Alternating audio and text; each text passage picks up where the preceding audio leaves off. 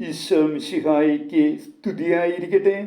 ദൈവരാജ്യവും സഭയും എന്ന വിഷയത്തെക്കുറിച്ചാണ് നാം ഇന്ന് ചിന്തിക്കുവാൻ പോകുന്നത്.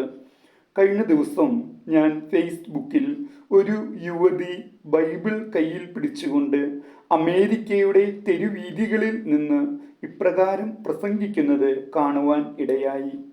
ദൈവരാജ്യം സമീപിച്ചിരിക്കുന്നു, നിങ്ങൾ പശ്ചാത്തപിച്ച് മാനസാന്തരപ്പെടുവിൻ. തൻ്റെ വചന പ്രഘോഷണത്തിൽ ഇടയ്ക്കിടെ അവൾ ദൈവരാജ്യത്തെക്കുറിച്ച് ശ്രോതാക്കളെ ഓർമ്മിപ്പിക്കുന്നു. ആവർത്തിച്ചു പറയുകയാണ് അവൾ, ദൈവരാജ്യം സമീപിച്ചിരിക്കുന്നു, നിങ്ങൾ പശ്ചാത്തപിച്ച് മാനസാന്തരപ്പെടുവിൻ. ഞാൻ ആ യുവതി ആരാണെന്ന് അന്വേഷിച്ചു. 18 ലക്ഷം രൂപ മാസം ശമ്പളം വാങ്ങുന്ന ഒരു അമേരിക്കൻ പ്രൈവറ്റ് ബാങ്കിലെ ഉദ്യോഗസ്ഥയായിരുന്നു അവൾ തൻ്റെ ജോലി രാജിവെച്ചുകൊണ്ട് വചനപ്രഘോഷണത്തിനായി ഇറങ്ങിത്തിരിച്ചിരിക്കുകയാണ്. ഉന്നത വിദ്യാഭ്യാസ ഡിഗ്രികളെല്ലാം വലിച്ചെറിഞ്ഞുകൊണ്ട് കർത്താവിന് വേണ്ടി ശുശ്രൂഷ ചെയ്യുന്ന ആ യുവതിയുടെ ദൈവരാജ്യത്തെക്കുറിച്ചുള്ള ആഹ്വാനം എന്നെ ദൈവരാജ്യവും സഭയും എന്ന വിഷയത്തെക്കുറിച്ച് ഒരു വീഡിയോ ചെയ്യുന്നതിനെ പ്രേരിപ്പിച്ചു. ദൈവരാജ്യവും സഭയും.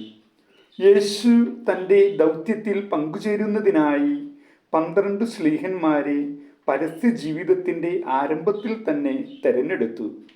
സുവിശേഷം പ്രസംഗിക്കുക, രോഗങ്ങൾ സുഖമാക്കുക, പിശാചുക്കളെ ഒഴിവാക്കുക എന്നിവയായിരുന്നു അവരുടെ ദൗത്യം. ദൈവരാജ്യത്തെ പറ്റി പ്രസംഗിക്കുക എന്ന ദൗത്യവും യേശു അവർക്ക് നൽകി. വാഗ്ദാനങ്ങളുടെ അവകാശികളായ ഇസ്രായേലിലെ 12 ഗോത്രങ്ങളുടെ പ്രതീകാത്മകമായി പ്രതിനിധാനം ചെയ്യുന്ന 12 ശ്ലീഹന്മാരെ യേശു തിരഞ്ഞെടുത്തു. യേശുവിൻ്റെ പുതിയ സമൂഹത്തിൻ്റെ അടിസ്ഥാനമാണ് അത്. യഹൂദജനത്തിൻ്റെ പരിധികൾക്കുള്ളിൽ ഒതുങ്ങി നിൽക്കുന്ന ഒന്നായിരുന്നില്ല യേശുവിൻ്റെ മരണത്താൽ പരിത്രാണം ചെയ്യപ്പെട്ടവരുടെ സമൂഹം. സാർവത്രികമായി തൻ്റെ സുവിശേഷം പ്രസംഗിക്കുവാനും പരിത്രാണം ചെയ്യപ്പെട്ടവരുടെ സമൂഹത്തെ സ്ഥാപിക്കുവാനുമായിട്ടാണ് ഉത്ഥാനം ചെയ്ത മിശിഹ തൻ്റെ ശിഷ്യന്മാരെ അയച്ചത്. പ്രഥമ ശിഷ്യനായ പത്രോസിനെ തൻ്റെ സഭയിൽ പ്രത്യേക അധികാരങ്ങൾ അവിടുന്ന് നൽകി.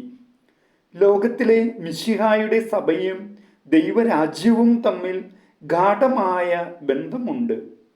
യേശുവിൽ പ്രത്യക്ഷപ്പെട്ട ദൈവത്തിൻ്റെ രക്ഷാകര ഭരണത്തിൻ്റെ ദാനങ്ങളിലും ഭാവിയിൽ വെളിപ്പെടാനിരിക്കുന്ന പൂർണ്ണതയിലും മിശിഹായുടെ സമൂഹത്തിന് പങ്കുണ്ട്.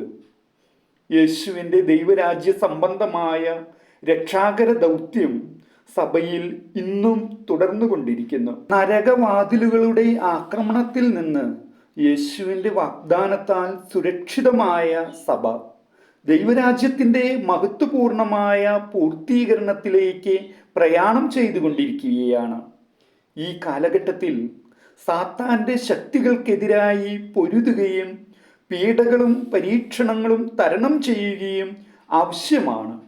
ഭാവി ദൈവരാജ്യത്തിൽ പങ്കുചേരുവാൻ സഭാംഗങ്ങൾ പരീക്ഷകളിൽ വിശ്വസ്തരായിരിക്കണം, ദൈവഹിതം അനുഷ്ഠിക്കണം, രക്തസാക്ഷിത്വം തന്നെ വരിക്കുവാൻ തയ്യാറാകണം. സഭയാണ് ദൈവരാജ്യമെന്ന് പറയുക സാധ്യമല്ലെങ്കിലും ദൈവരാജ്യത്തിൻ്റെ ശക്തികളും ദാനങ്ങളുമാണ് സഭയിലും പ്രവർത്തിച്ചു കൊണ്ടിരിക്കുന്നത്. ദൈവരാജ്യത്തിൻ്റെ പൂർത്തീകരണത്തെ ലക്ഷ്യമാക്കിയാണ് സഭ ജീവിക്കുന്നത്. പുതിയ ഉടമ്പടിയുടെ രക്തമായ വിശുദ്ധ കുർബാന വഴി ദൈവരാജ്യ പൂർത്തീകരണത്തിൻ്റെ മുൻ ആസ്വാദനവും അച്ചാരവും സഭയിൽ സന്നിഹിതമാണ്. യേശുവിൻ്റെ സുവിശേഷ പ്രഘോഷണത്തിൻ്റെ കേന്ദ്രം ദൈവരാജ്യമായിരുന്നുവെങ്കിൽ ആദിമസഭയുടെ പ്രസംഗത്തിൻ്റെ വിഷയം രക്ഷകനും മിശിഹായുമായ യേശു തന്നെയാണ്.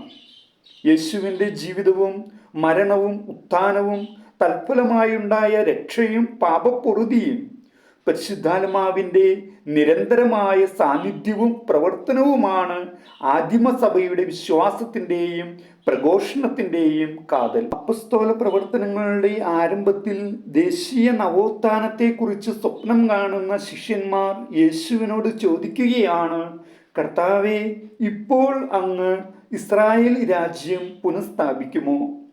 ദൈവത്തിൻ്റെ പദ്ധതികൾക്ക് കീഴ്വഴങ്ങിക്കൊണ്ട് പരിശുദ്ധാത്മാവിനെ സ്വീകരിച്ച് യേശുവിനെ ലോകമെങ്ങും സാക്ഷ്യം വഹിക്കുക എന്ന ദൗത്യം അവരെ ഏൽപ്പിക്കുകയാണ് മറുപടിയായി യേശു ചെയ്തത്.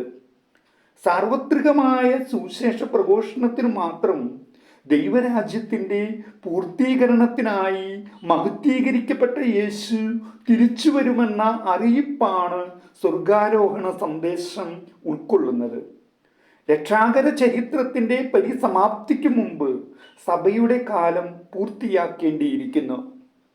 പീഡാസഹനവും ഉത്ഥാനവും വഴി ദൈവത്തിൻ്റെ വലത്തുഭാഗത്ത് സിംഹാസനസ്ഥനായ ക്രിസ്തു ദൈവദത്തമായ അധികാരം ഉപയോഗിച്ചാണ് സർവപ്രപഞ്ചത്തിന്മേലും ഭരണം നടത്തുന്നത്. ദൈവരാജ്യം എന്ന പദം അപൂർവമായിട്ടെങ്കിലും പൗലോസും ഉപയോഗിക്കുന്നുണ്ട്. തിന്മ ചെയ്യുന്നവർ ദൈവരാജ്യം അവകാശപ്പെടുത്തുകയില്ല. ദൈവം തൻ്റെ രാജ്യത്തിലേക്കും മഹത്വത്തിലേക്കും നമ്മെ വിളിച്ചിരിക്കുകയാൽ ദൈവത്തിന് പ്രീതികരമായ വിധം ജീവിക്കണം, പീഡകൾ സഹിക്കണം.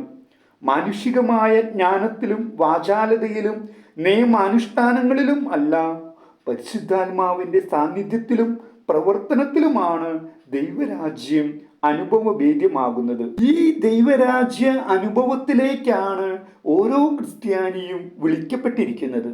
ഈ ദൈവരാജ്യ അനുഭവം സ്വന്തമാക്കുവാൻ നാം ഓരോരുത്തർക്കും കഴിയട്ടെ എന്ന് പ്രാർത്ഥിക്കുന്നു. ഏവർക്കും മനസ്സിലായി കാണുമെന്ന് കരുതുന്നു. ദൈവരാജ്യവും സഭയും എന്ന വിഷയമാണ് ഞാൻ നിങ്ങളുമായി പങ്കുവച്ചത്. ഏവരെയും ഈശോനാഥൻ സമൃദ്ധമായി അനുഗ്രഹിക്കട്ടെ എന്ന് പ്രാർത്ഥിച്ചുകൊണ്ട് നിർത്തുന്നു.